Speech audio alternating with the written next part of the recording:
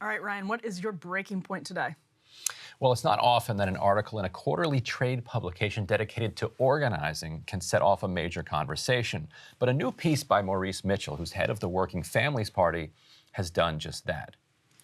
The piece has a deceptively mundane title. It's called Building Resilient Organizations. But the content of it speaks a whole series of truths that until recently have been essentially off limits in progressive spaces.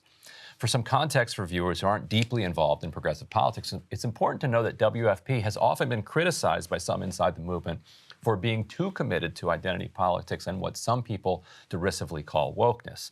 So to have these criticisms coming from the WFP and from somebody with impeccable progressive credentials like Maurice Mitchell has forced people to stand up and take notice. Now, Maurice, in a video that accompanied the piece, said that it was written in collaboration with people across the movement, and I can confirm from speaking to people who helped in the editing and drafting that it was indeed widely circulated before it was published. Here's Maurice. Article is kind of like a love letter to organizing more than anything else. Yeah, so I'm the principal author of the article. However, this article has dozens and dozens and dozens and dozens of contributors. This is the summation of consultation, conversations, several edits that included the feedback of many, many leaders, including folks in our staff union at Working Families Party. Like, this is the summation of all of those inputs. So Mitchell has also told people that the piece built on some of the things I outlined in my June article in The Intercept on meltdowns inside progressive organizations. And you can hear some echoes of it, while Mitchell also forges ahead with some new observations. So he breaks the piece down into what he identifies as 10 common destructive trends and the fallacies behind them, followed by solutions. The whole article is worth a read, but I want to highlight a few of them here. So he goes right for the jugular in the beginning with his first identified trend, not pulling any punches with his description of what he calls, quote, neoliberal identity, unquote, which he calls, quote, using one's identity or personal experience as a justification for a political position. You may hear someone argue, as a working class first generation American Southern woman, I say we have to vote no.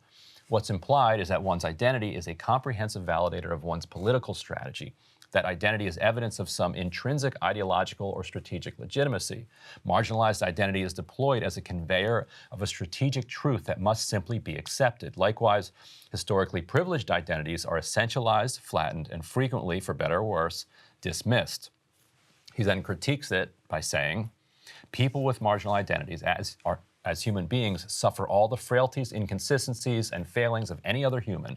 Genuflecting to individuals solely based on their socialized identities or personal stories deprives them of the conditions that sharpen arguments, develop skills, and win debates. We infantilize members of historically marginalized or oppressed groups by seeking to placate or pander instead of being in a right relationship, which requires struggle, debate, disagreement, and hard work. This type of false solidarity is a form of charity that weakens the individual and the collective. Finding authentic alignment and solidarity among diverse voices is serious labor. After all, steel sharpens steel. Neoliberal identity politics strips from identity politics a focus on collective power or a political project and demand. What's left is a narrow tool used as a personal cudgel, or, as Barbara Smith has said, quote, it's like they've taken the identity and left the politics on the floor. It should be noted that we have already seen this tactic used against us on the left and the right in the fight for racial and economic justice. Identity in this context reaffirms the individualistic principles of neoliberalism instead of challenging them. So Maurice also identifies, quote, anti-institutional sentiment as something that he calls, quote, reflexively disdaining institutions and organizations as inherently oppressive and antiquated, including the institution one may be associated with. This point of view casts institutions themselves as the problem, even those with a social change mission. And so he responds to that by saying, quote, organizations and institutions are political vehicles. They are also spaces where individuals develop skills, connections, and ideological alignment. Institutions transmit knowledge, hold strategy, and cultivate power. Atomized individuals that loosely assemble cannot do this at the scale needed to take on entrenched power, unquote. Now, half the viewers watching this right now might be stunned at how obvious these insights might appear. Yet it also took courage to say them, which is itself a depressing testament to the cultural paralysis at the heart of progressive organizations right now. Now, with his fifth observation, called, quote, cherry-picking arguments, he takes on the way that people throw around the terms intersectionality or white supremacy in incoherent ways.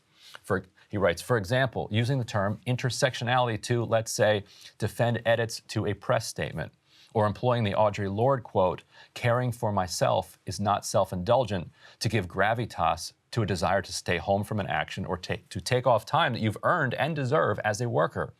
Or arming yourself with the concept, quote, small is all, from Adrienne Marine Brown's Emergent Strategy Framework, outside of its global fractal context, to resist taking responsibility for a larger scale intervention or growing your community group into a mass organization. This tendency presents itself in language as well. Certain phrases and words carry cultural currency and cachet, he goes on.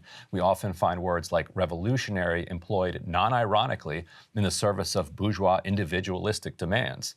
Decontextualized or uncritical use of intellectual material, like the Tema Okun essay on white supremacy culture, has at times served to challenge accountability around metrics and timeliness on the use of written language. Yet metrics and timeliness and the ability to communicate in writing are not in and of themselves examples of white supremacy, Maurice Mitchell writes.